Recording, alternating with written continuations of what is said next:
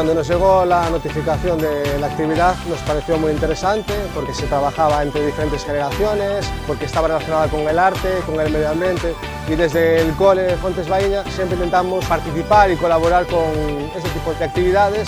É unha actividade moi boa da Fundación interxeracional cos nenos e co voluntariado.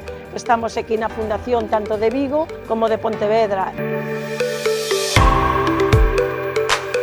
Informamos a la gente sobre que no se podía tirar la basura o colillas o chicles a las alcantarillas porque algunas cosas iban al mar y contaminaban mucho.